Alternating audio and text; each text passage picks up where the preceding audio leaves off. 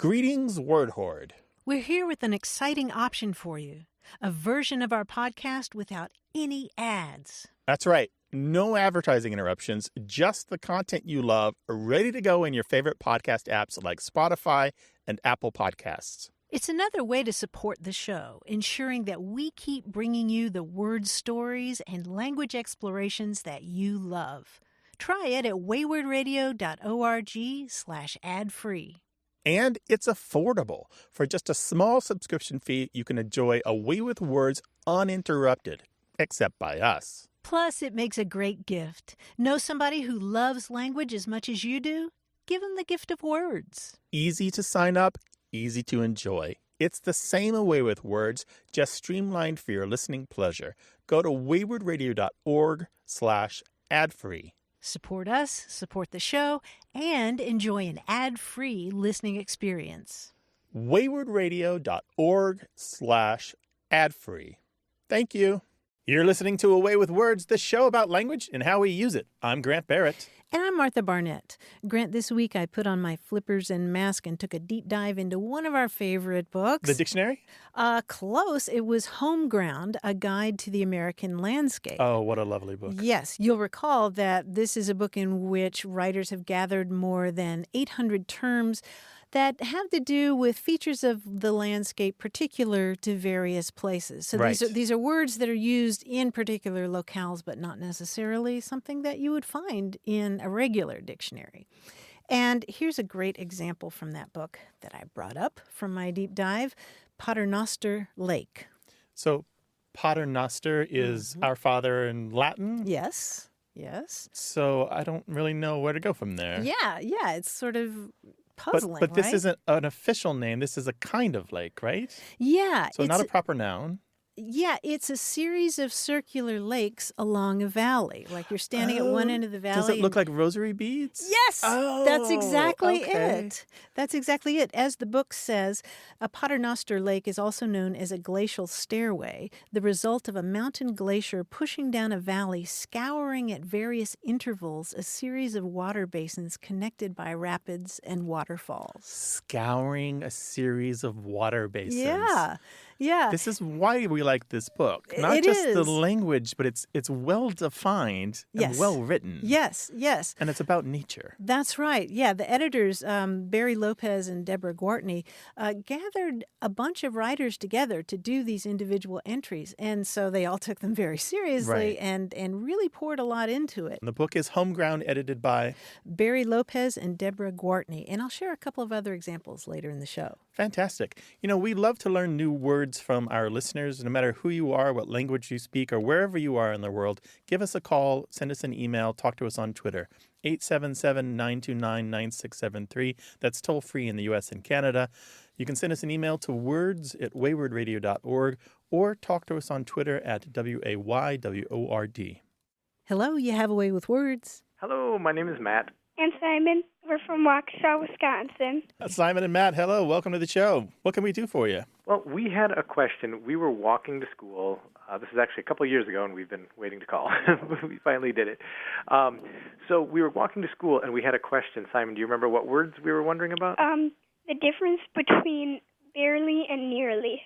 I was trying to think about it for a minute because they seem similar. But then I used sort of my dad kind of approach, was like, well, if you...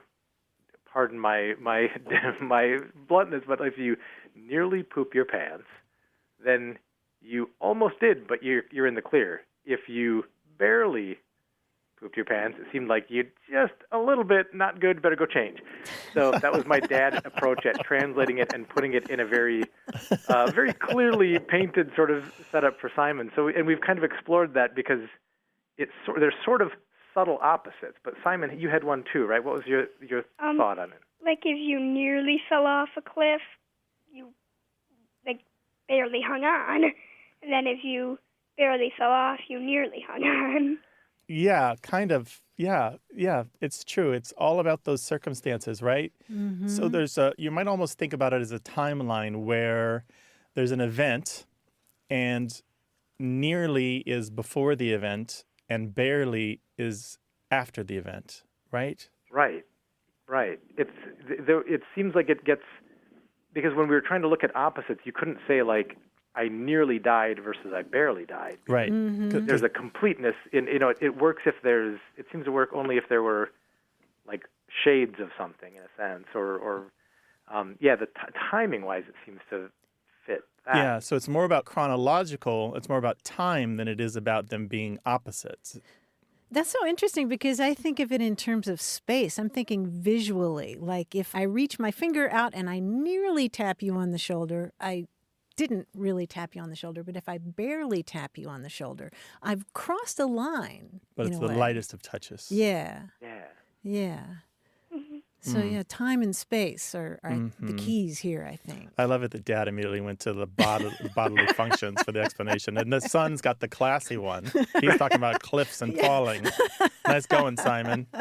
Way to be the adult, kid. Yeah. I think it's that my job has informed that of me as being an at-home dad.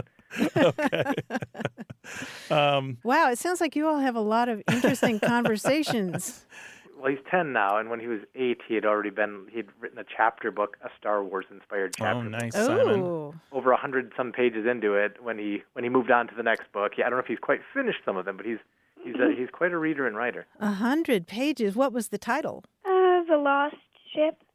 The Lost Sounds great. Ship. Sounds like a good idea. Keep writing, bud. Keep them coming, and I don't feel like you have to finish it. When the new idea comes, just let it pour out onto the page. That's how you get. That's how you get to be a better writer. Yeah. All right. Well, Simon, Matt, thank you so much for calling us. We really appreciate this. Call us again sometime. Let us know about these language. Puzzle this stuff out. We'll help. All right. We love thinking about this stuff. Join us on the air another time. Thank Okay. you. Take care. Bye. Bye-bye. Bye bye.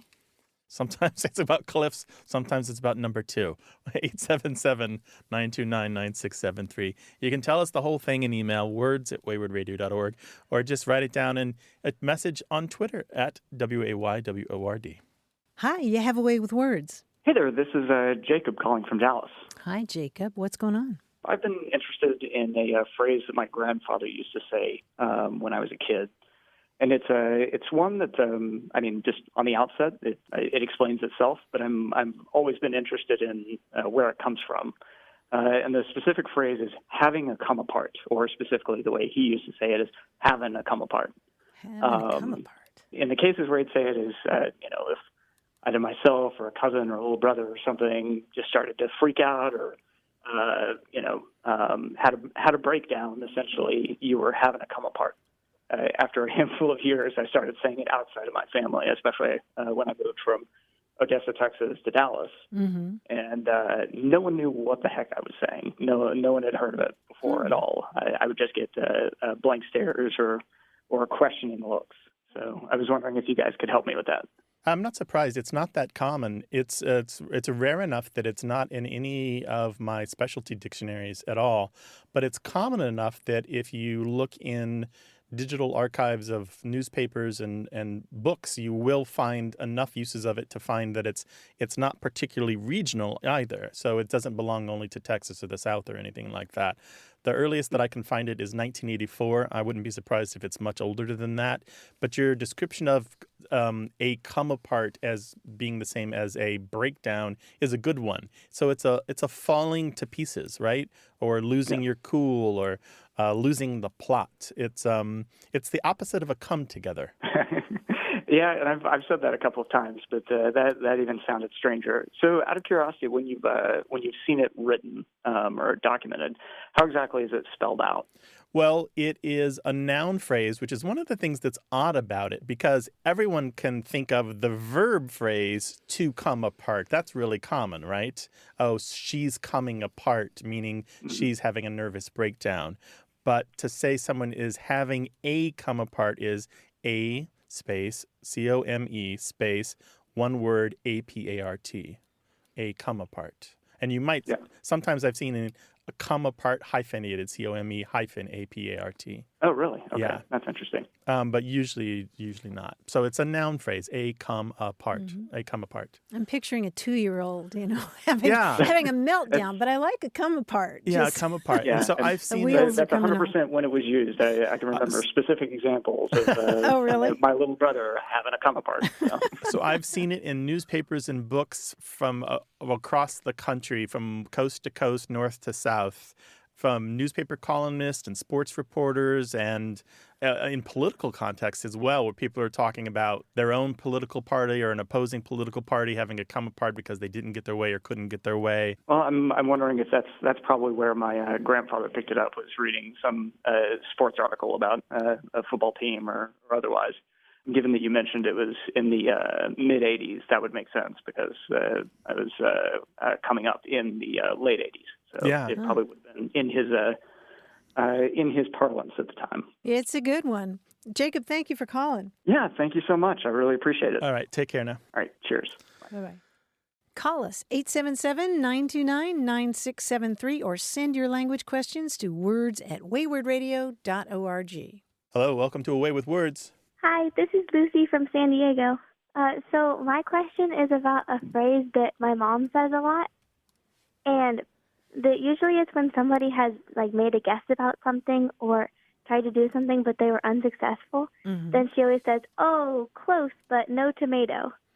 And she's always said tomato, but I think the original one is probably cigar or something like that. Mm-hmm. But I've always just wondered where that came from and why we say it. Uh-huh. So. Well, you're absolutely right that the much older one is close but no cigar. And do you know the origin of that one? No, I have no idea. Well, it's pretty cool. It refers to an old carnival game in which somebody could show how strong they are by hitting something with a giant hammer, and it pushes a weight up along a kind of column that goes up and rings a bell. You may have seen it in cartoons, where somebody... Yeah, I've seen those before. Yeah, okay. And it rings the bell if the person is really strong, right? Because it goes all the way to the top. Mm-hmm. Back in the early 20th century, it used to be that the reward for doing that at many carnivals was a cigar. The cigar was the prize. And so, you had the carnival barkers standing there trying to get more people to come and play this game. And if they almost missed the bell and it didn't ring, they'd say, "Close but no cigar," which meant that the person had pushed it far up there, but not far enough to win the prize. That is a cigar. And we don't really see close but no tomato until the 1980s or so. It's a much more recent term. I don't know that we really know why it's a tomato, No, except that it's a little healthier than a Yeah, cigar. and it's kind of funny, right? Yeah. I always thought that my mom had switched it out because she didn't want to be saying cigar when we were little. Oh. No, it's more people. That was always my take on it. More people say it than your mom. I mean, she might have come up with her version on her own, but it's out there. We found it in books and newspapers, and you can find other people who've said it and print on the internet. Yeah, but that's a really good guess. Yeah. Wow, that's really cool. Mm-hmm. Yeah. So close but no tomato. Do you say it yourself, or do you just laugh when your mom says it? Sometimes I say it a little bit. It's usually my mom, though.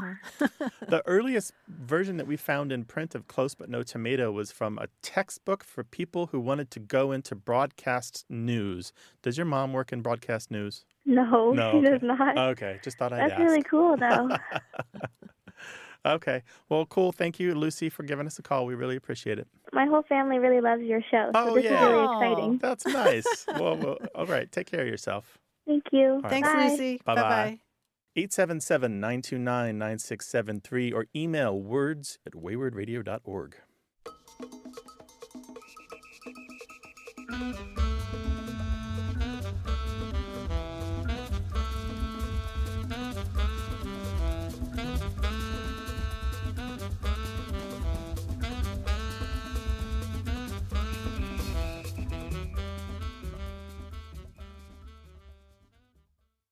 Got a minute?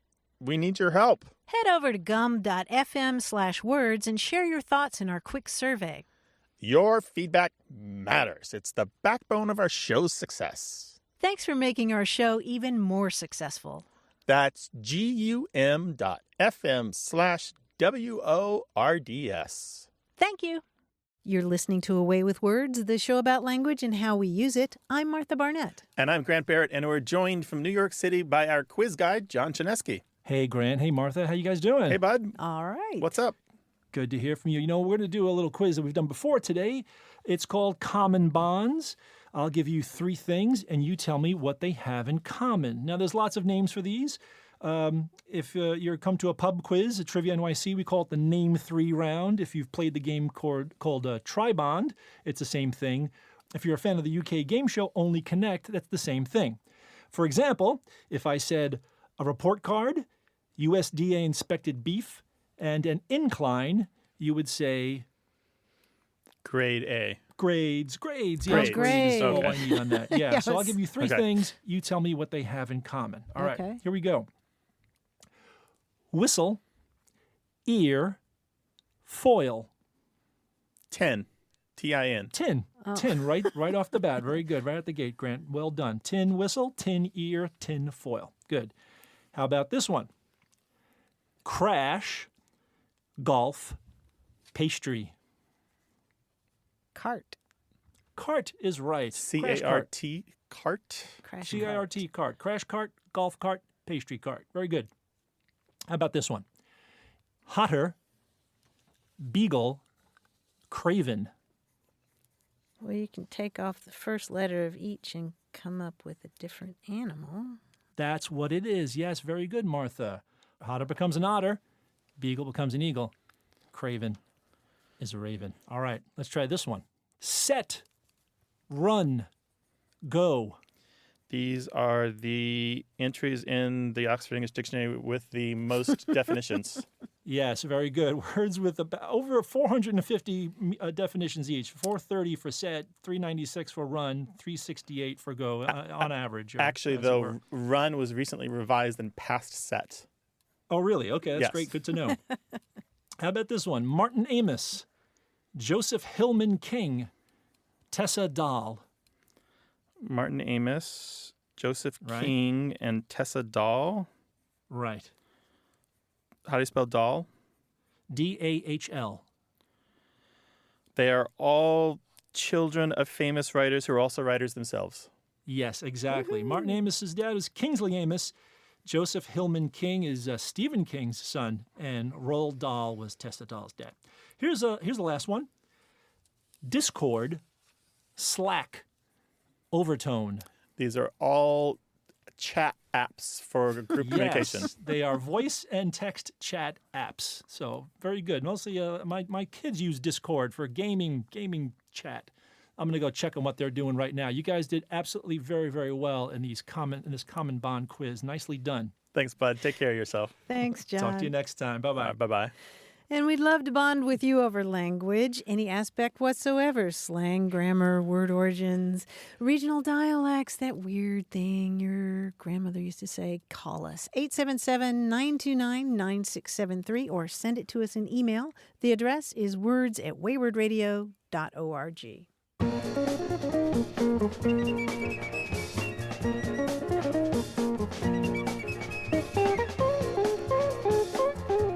Here's an interesting word, cark, C-A-R-K. I thought it was probably some kind of container, but it means worry or trouble, or carking doubts or something like that. Any known origin for that? Yeah, and this will make sense. It goes all the way back to the same Latin word that gives us charge, meaning to burden, to something that you have to carry. And it's also related to the word car. Carries you around. It's a burden, charge. Got it. Yeah, so you're carking troubles and anxieties. Cark. Send us an email, words@waywardradio.org. Hello, you have a way with words. Hello, this is Susanna from New York. Welcome to the show. How can we help? I am a content specialist with a large database company, and I often run into the issue of the comprised of, composed of, consist of, and comprises issue with people who believe it should be comprised of, and sometimes a big debate breaks out. So I've kind of been beaten into submission in using comprised of, but I wanted to see if we could discuss that issue, composed of versus comprised of,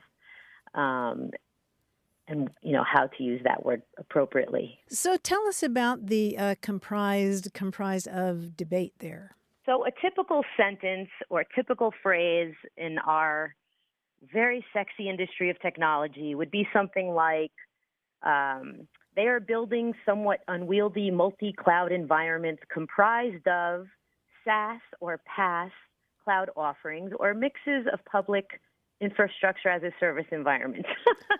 So, Hot. so I often try to use a pizza. I try to use the pizza example, which I try to say to them, okay, comprise means to include or consist of, like you would say the pie comprises 8 slices, or 8 slices compose the pie, try and make it simple for people to understand.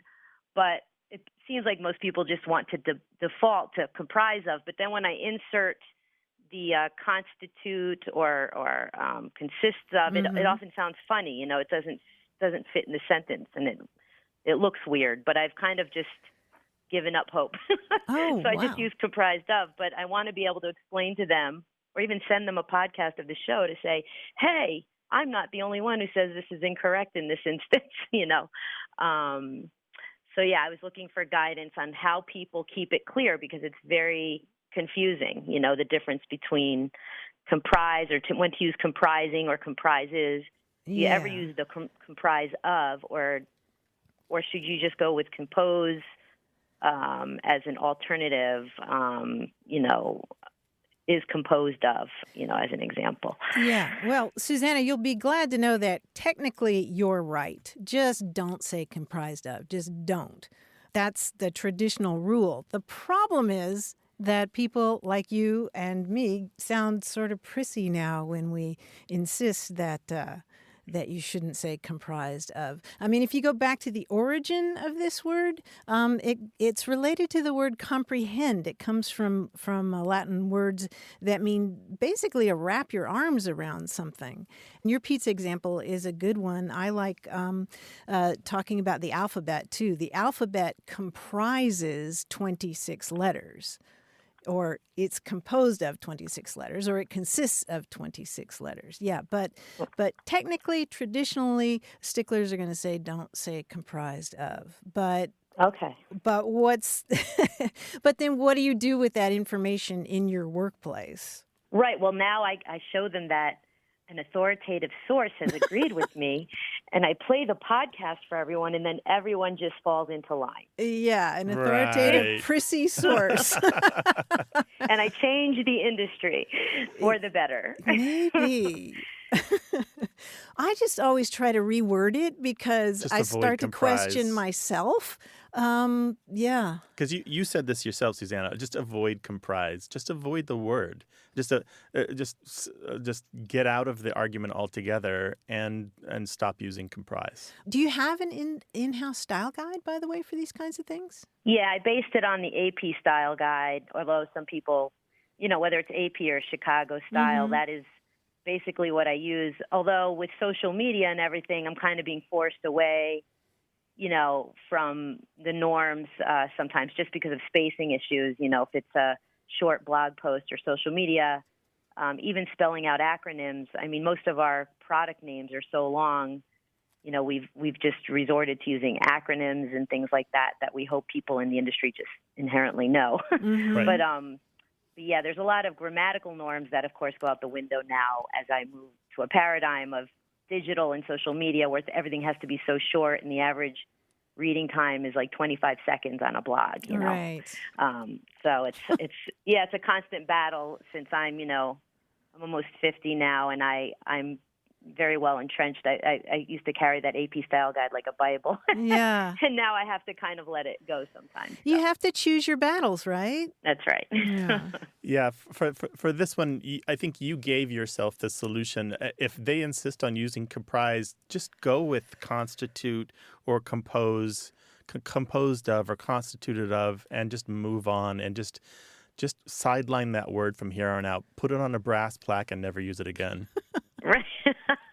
Yeah, and it is. It's something you do see a lot in the tech world, in the Well, out of Silicon Valley. A lot of the companies use it a lot. People reach for it because it feels a little fancy, and you'll often find that in the writing of people who are trying to glitz up their so-so ideas.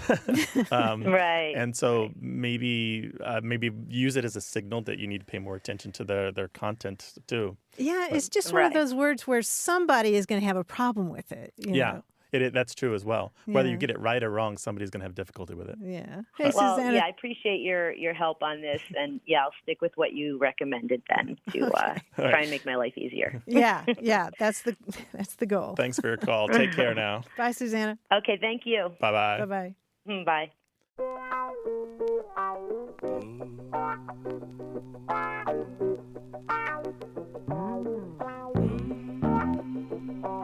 Here's another cool term from that book, Homeground, about words for features of the landscape. Singing sand. This is familiar to me. Is it? But perhaps it's from reading Dune. I don't know. Or perhaps it's from watching a National Geographic documentary. I didn't know this, but apparently sand dunes can make this sort of roaring noise. Really? Yeah, I watched a whole Ooh. a whole segment of a National Geographic. Singing sand. There's something about the way that it vibrates that produces this sound. Is sometimes it's a big booming sound, but then there's like barking sand in Hawaii where you step in sand and you kind of move your feet and it kind of makes this little yip yip yip sound. Yeah. Yeah. So there's singing sand and barking sand. Barking sand. How about that? Talk to us on Twitter at WAYWORD. Hi, you have a way with words. Hi, this is Therese, and I'm calling from Juneau, Alaska. Hi, Therese. Welcome. What can we do for you? Well, when I moved to Alaska like 35 years ago, I moved to a small community, Petersburg, in Southeast, and it was a summer place used by the Tlingit people, got settled by Norwegian people, and it was a strong fishing community. And so my question is, like, I would go down the street and you'd hear, you go Nulabocking, or, I got corked on the last bottle of milk, or didn't talk, or, there was just this mixture of, Norwegian and English and sometimes native words and fishing terms. And I wondered if there was an overall term for, when that occurs in a community. I mean, I know it's not the only community in the world that happens, but I'm just kind of wondering if there's a term for it. Yeah, but I've got to ask you, can you explain all the things that you said? What was the first thing that you said before you said something about being corked? Oh, corked. It's a fishing term. It comes out of the gill netters, and they set drift gill nets, and the top line of the net is a cork line, and the bottom is a lead line that holds so the net stays open and it drifts with the current. Mm-hmm. And there's kind of like a pattern that they use, one guy will set and then it drift for a little bit, and then when there's enough space, another net will be set and by a different fisherman. And sometimes somebody takes cuts and they set too close to somebody, so they call it getting corked. That's one of the terms. So they're taking somebody else's used. catch, more or less.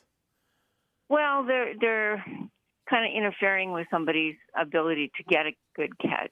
Gotcha. That's my understanding of it. I trolled, so I don't know exactly how they set their nets, but I do know that was the process. And you said something, you were talking about walking down the street and you'll hear something, and then you said something before cork. Oh, Yulabocking? Yeah, what's that? What's that? Yulabocking is a Christmas celebration. They do it Christmas Eve, and in Norway, you would have gone from farm to farm, and people would leave food out on their table. And in Petersburg, they go business to business. Mm-hmm. And it's a very social thing. Everybody goes, kids, dogs, grandparents, it doesn't matter. And traditionally, you eat Norwegian foods. You might have an adult beverage along the way, so it's very fun. So we're talking Norwegian and English and Tlingit and fishing argot and other things, all kind of used on a daily basis. Rolled into one. Yeah. Yeah, so this does happen around the world, as you guessed. Anytime you've got a bunch of different people with a common interest living in the same locations, you do get an interchange of words, and it's contact language is what it is. And And if it happens long enough, then you can get a permanent transfer and things can develop. One of the things that can happen is you can get a trade language.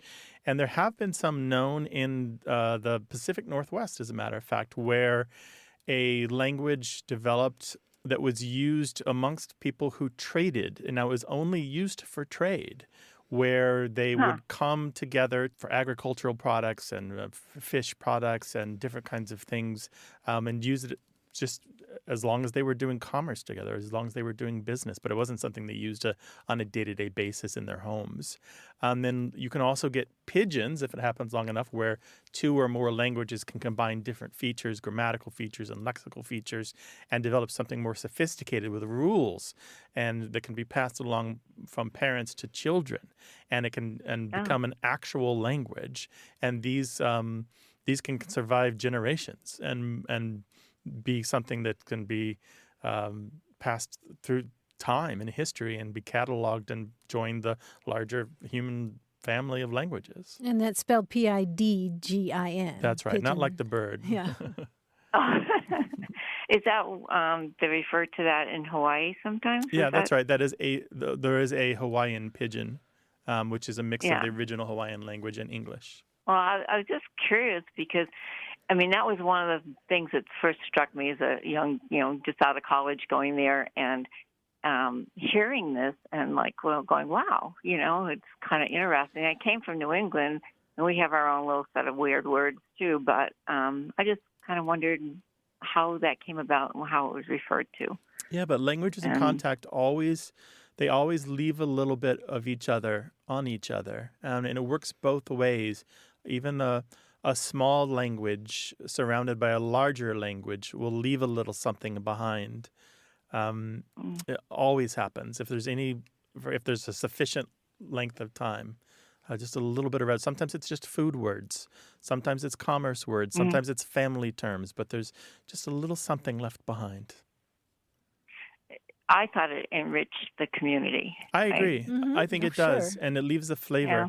I have to say, I appreciate your field report. I feel like you are a field worker for us, and you have delivered a solid field report from Alaska. Well, thank you. I'm glad I could help. Yeah, thank you so much, Therese. Thank you. This was Skookum. Yes, it is. It's Skookum, and that's right.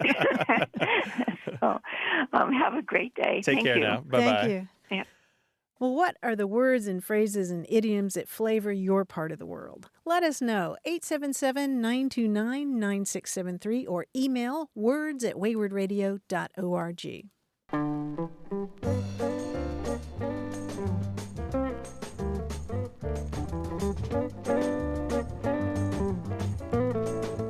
A Texan friend of mine uses the expression happy as a boarding house pup. And apparently a lot of Texans use this term. And I thought, why would a pup at a boarding house be happy? I think I've heard about this. It's because the food is known to be bad, and so you, on the sly, you scrape it off so the dog can eat it under the table. Oh, that makes a lot more sense. I was just picturing like a bed and breakfast, where the dog is so happy to see everybody and everybody's missing their dogs back home, so they're giving the dog lots of attention. No, that makes a lot more sense. The board comes with the room, and they give you the bare minimum food, and it's usually terrible. That makes so much more sense. I'm so glad I mentioned that to you. Happy as a boarding house pup. The dog doesn't care, not as much as the humans do. 877-929-9673.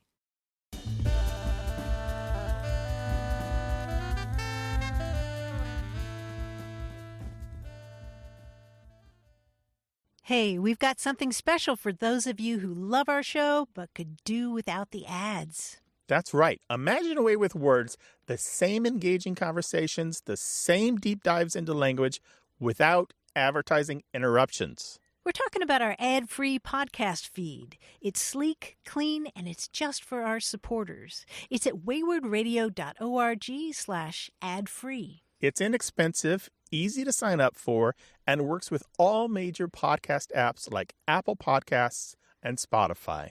It's an affordable way to support the show and get a seamless listening experience. And if you're feeling generous, why not give a subscription to another Away with Words fan? That's waywardradio.org/ad-free. Sign up today. Your support means the world. waywardradio.org/ad-free. Thank you. You're listening to Away with Words, the show about language and how we use it. I'm Grant Barrett. And I'm Martha Barnett. I was going through one of our favorite reference works, the Dictionary of American Regional English, and I realized that there are an awful lot of regional terms that involve the word cat. Cat. And cats. C-A-T, cat. C-A-T. For example, do you know what cat beer is? I hesitate to guess, given how often cats vomit. At least they have I hadn't thought about At least that. they have the grace on the dogs not to reconsume it. It has nothing to do with. Oh, I don't know. What's cat beer? Cat beer is a term that you hear in the North, at least in Minnesota and in Vermont, that means milk. Oh, how about that? Cat beer. Cat beer. Yeah. What about cat hair? It's not the cat hair, actual cat hair. It's something else. No. Would this be, I don't know, cat hair? Like you might say of somebody, oh, he's certainly got the cat hair. Whiskers on your face from not shaving? I don't know. Money. That's money? I don't. They had citations from Oklahoma and Ohio. Cat hair. To have the cat hairs to have money. Okay. Yeah. How about that? Sure. And cat ice is another one I really liked. Cat ice, not cat eyes. But No, cat not ice. cat eyes. Who's that? What's that? Cat ice is really, really thin ice. It's either because, here's one citation from Wisconsin that says, cat ice forms in depressions in fields, edges of pools, just like glass. It looks like the eye of a cat with bubbles in the ice, or a cat would break it stepping on it. Oh, I know that kind of ice. Yeah. I know that. And one more, cat face. Oh, sure. I know that one. We Yeah? have terms for that we have citations for that on our website. Oh, okay. So these are fruits, vegetables, especially tomatoes, where they kind of grow with some weird splits in the side, like the way the cat's mouth is shaped. Yeah.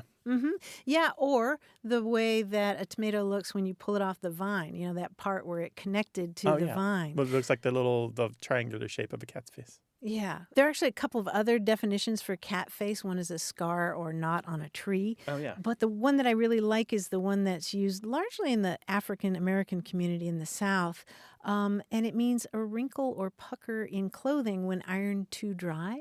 Oh. In fact, Maya Angelou wrote in I Know Why the Caged Bird Sings, I had to iron 7 starched shirts and not leave a cat's face anywhere. Oh, how about that? Yeah. I didn't know that one. I know. So many picturesque terms involving cats. This is Away with Words. We talk about language. We welcome your calls, your emails, and your tweets. 877-929-9673.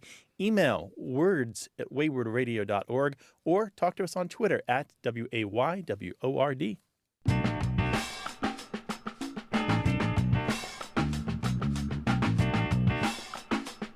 I've been reading the book The Warmth of Other Suns by Isabel Wilkerson. This is the marvelous book about the Great Migration of African Americans from the Jim Crow South and beyond up north. One of the expressions that I'd never come across before was, you must be smelling yourself. Oh, yes, of course. Which is what you say of somebody who's conceited. Right, they have a high opinion of themselves. Yeah, you must be smelling yourself. It is a marvelous history. I have read some of that myself, but it's been a number of years. Yeah. I highly recommend it. The book again is The Warmth of Other Suns by Isabel Wilkerson. 877-929-9673. Hi there, you have a way with words. Hi, this is Andres from San Diego, California. Andres, welcome. So my question is, where did the term pokey come from? And pokey is in when people refer to like a prison or a jail, you know, people say like, oh, I was in the pokey for a couple nights. Where'd you run across it? So actually, it's funny. I was listening to this guy that I follow on the internet. He used to be a bank robber in the 80s.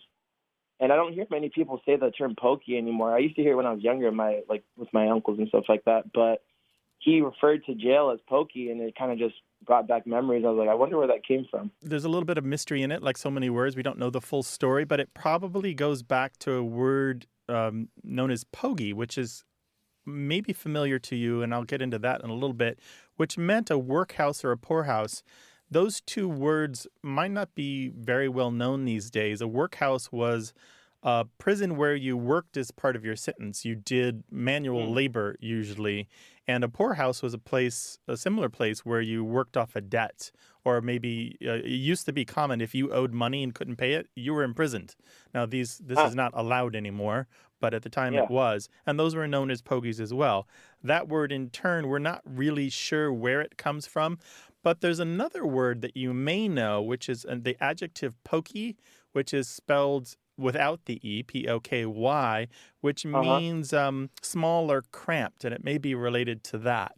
And so the idea is that a pokey could just be a small or cramped space. And pokey and pogie, you can hear they sound very much alike. And there's a lot of interplay between these two words. The pokey for jail with the K first appears in print in the early 1900s, but pogie, referring to a small cramped space, appears in the late 1800s. There's a lot of back and forth, a lot of different spellings for these, a lot of oral transmission. But even now you will hear pokey and pogie both being used to refer to prison in prison slang and prison argot and different kinds of like the glossaries in the back of these books that people write about their time in the joint and that sort of thing. And there's one particular expression that sometimes is kind of unsavory, pogey bait. You'll hear sometimes it's used to talk about anything or anyone that might lead someone to commit a crime, especially a sexual one. So, in other words, jailbait. So pogey bait. So that is the same word in pogey bait is the same word as pokey or pogie to mean a jail. Yeah. So anyway, that's the most that we know about it. Well, thank you guys very much for clarifying that. Yeah, sure. No Thanks problem. for calling. Thanks for calling. Take care. All right. Thank you guys. Have a great day. 877-929-9673.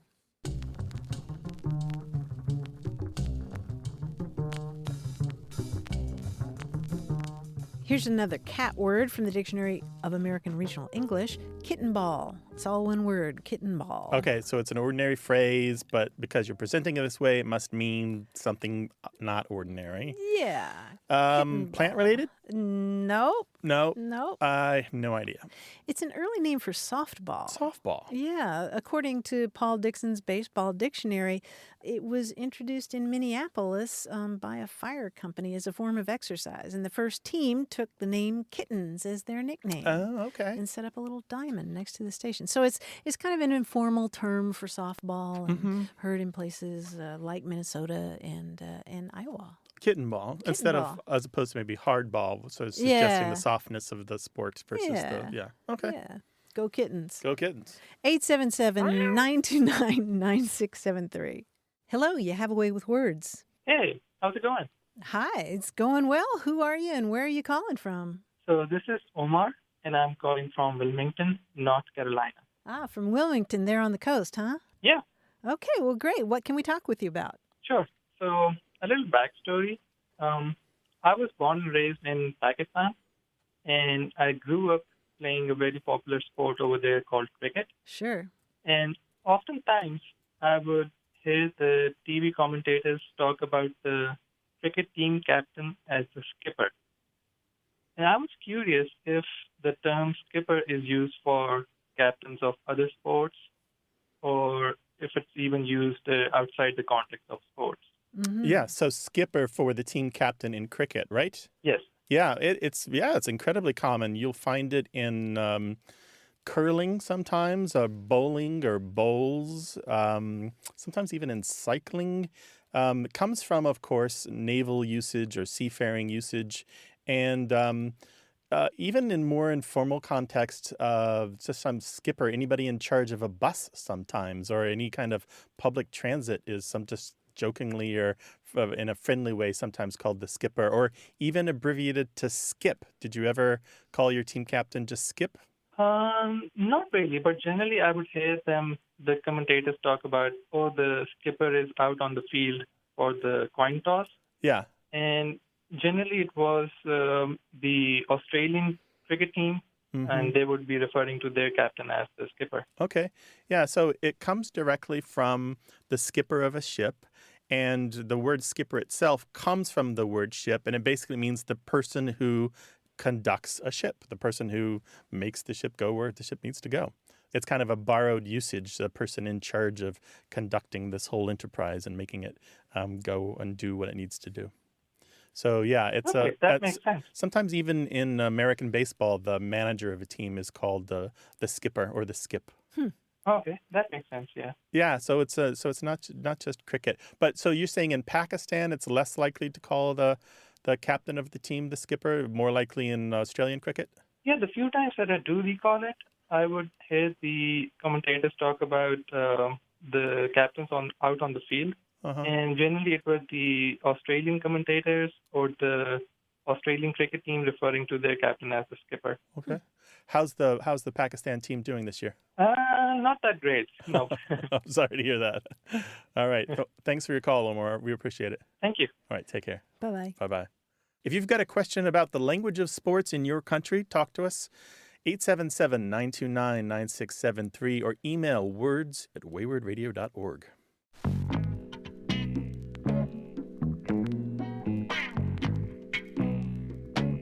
Another word from home ground is tsegi, Tsegi. Don't know much about that. Yeah. Obviously not an English word. Correct. It comes from Navajo and basically means rock canyon. And it's also the source, I was surprised to learn, of the name Canyon de Chelly, which is one of my favorite places on the planet in Arizona, Canyon de Chelly, which is a French corruption of tsegi. Oh, how about that? So it just means canyon. That's it. Okay, nice. 877-929-9673. Hello, you have a way with words. Hi, this is Jason. I'm calling from De Pere, Wisconsin. Hi, Jason. Welcome to the show. Well, thank you. Thank you for having me. Well, we had an experience the other night, and my wife and I knew immediately that we needed to call you because we needed some expert advice. We have second grade twins, and they were practicing their spelling lists for the week. The topic was contractions. And as they were reading the list back and forth from one to the other, they spelled the word thistle as in the contraction for this will. And I immediately took the list away from them and said, you guys, stop making up words. We need to actually practice here. And they showed me the list, and sure enough, thistle appeared on their list. My wife and I talked about it, and I couldn't come up with anything that seemed like appropriate usage to me. And so I thought, we better throw this one to you and get the expert advice. Is thistle sloppy language, or can they use it in writing? So THIS''LL, thistle. That is it. A contraction for this will. Mm-hmm. And what's your major objection to it? Well, we tried to think of, writing a paper, and the kids are going to write something, and they're going to say, this will be the answer. Like I said, we could come up with the American Pie song, this will be the day that I die. Yeah. But I felt like anything goes in music, but spelling thistle as a contraction, it just didn't make sense to either of us as an appropriate word for them to be learning. What an interesting question. Were there any other outliers like that? Like that'll? No, I didn't see that'll, and I think that's my main argument with it was there wasn't any other outliers. Everything else seemed like common usage words, and I know this is a national spelling list they use at different schools, and so I was just surprised to see that word appear. Oh, it is a national list? Because I was going to ask if it was possibly pulled from readings that they're doing in class. Like, did it come from books or chapters or other things that they're reading? Well, oddly enough, I had a discussion about it with their teacher because we were just kind of bantering about it, and she said, "Boy, I hope that wasn't something I tossed in there." And she went back to the list and said, "No, this is provided as from the source material that they use and that they're teaching at multiple schools, I'm sure, across the country." How about that? So the teacher started backpedaling? She was nervous if it was a word. She said, "I sure hope that's not a Mrs. V word." And I said, "Well, let's look." And she said, "No, it's definitely on the list." Well, it's an allowed contraction. There's nothing morphologically wrong with it. It's a perfectly legitimate contraction in English. Certainly you can find zillions and zillions of use of it. It's not a common contraction. I mean, compared to the other contractions, it's a sound formation in English, and it's perfectly well formed. And I think Grant raised a good point, which is that they may well be encountering it in books or other things that they're reading, thistle, and it would be useful to know. But I can hear your point as well that you might not want to see that in a in a paper. Yeah, they write. and if we were to look at the most common, say, top million words in English, I'm not even sure that would be in there. I mean, you would encounter she'll or heel or wheel, we will, she will, he will, long before you would encounter this'll. It had to be somebody's favorite word that they included it on the list. Maybe, or maybe somebody who had homophones on the brain and they were thinking of the word thistle, T-H-I-S-T-L-E. Well, that was my first thought was, we're doing contractions. Don't be messing around with thistle. Yeah. With thistle. Ouch. So, Jason, did your daughters have any input on this? They just thought that I was being goofy, that I was so worked up about, a spelling word. Dad, it's on the list. Of course we have to learn to spell it. They kind of thought I was being silly. Yeah. There's no harm in learning it. I don't know that there's a lot of value. It's interesting. It could easily, though, be a nice jumping off point, and I'd be interested to hear from the teacher on this. If you have this'll on the list, it does give you a jumping point for all the other apostrophe LL contractions. So you just use that word to talk about all the other contractions that can be formed in that way. Mm-hmm. So maybe it isn't a standalone word. We can then talk about wheel and she'll and heel and da-da-da-da-da and all the other words that are formed with will as a contracted form. Yeah, it's weird. I think of that'll be $5.95, and I don't think twice about that. That would be far more common, right? Yeah. That'll be far more common choice than this'll. Uh-huh. Or those'll. Those'll. Or these'll. Maybe. Well, that's what I'm worried about, thosels and diesels. They sound so weird standalone, but as part of a sentence, they sound normal. Well, I'd be real curious to know what other parents of students in your classroom or other parents who are listening might have to say about that. Maybe, but I just want to reassure you, Jason, that no harm is being done here. All right, I'm going to have to accept it. Yeah. Yeah, and your daughters are going to have to admit that Dad's maybe not quite so goofy. I better correct you that it's a daughter and a son, or they'll be really mad at me. Oh. All right. You have to know twins come in all forms. Yes, absolutely they do. We'll tell your children we said hello and congratulate them on having a father who cares and pays attention to their schoolwork. Thank you so much, you guys. I really appreciate it. All right. Alrighty. Take care Bye-bye. now. Bye-bye. 877-929-9673. Email words@waywardradio.org.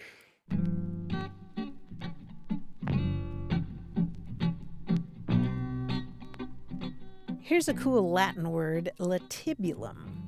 It means a hiding place or a den of animals, a refuge. And latibulum comes from the same word that gives us latent, something that's kind of hidden. Mm-hmm. And the reason I got excited about this word was because it seems like so many times when I find a cool Latin word like that, you can also find in the 17th and 18th century that people have adopted it into English, and the word is latibulate. Oh, so they did, but it just didn't catch on. It didn't catch, it's obsolete now, but latibulate, according to a 1623 dictionary, means privily to hide oneself in a corner. Privily to hide oneself in the corner. Yeah, I'm going to go to that party, but I'm going to latibulate. Fantastic. 877-929-9673. Thanks to senior producer Stephanie Levine, director Colin Tedeschi, editor Tim Felton, and production assistant Caitlin O'Connell. You can send us a message, subscribe to the podcast, get the newsletter, or catch up on hundreds of past episodes at waywardradio.org. Our toll-free line is always open in the U.S. and Canada, 877-929-9673. Or send us your thoughts to words@waywardradio.org.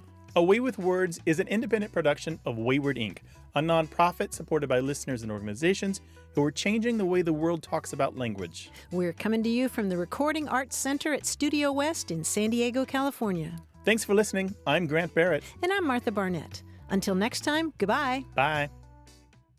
Hey, listeners, we have a favor to ask. We'd love for you to fill out our listener survey at gum.fm/words. Your feedback is crucial. It's quick, and it helps us make our show even better. It shapes our show, helps us plan, and ensures we're bringing you the content you love. That's gum.fm/WORDS. Thanks for being a part of what we do. Thank you.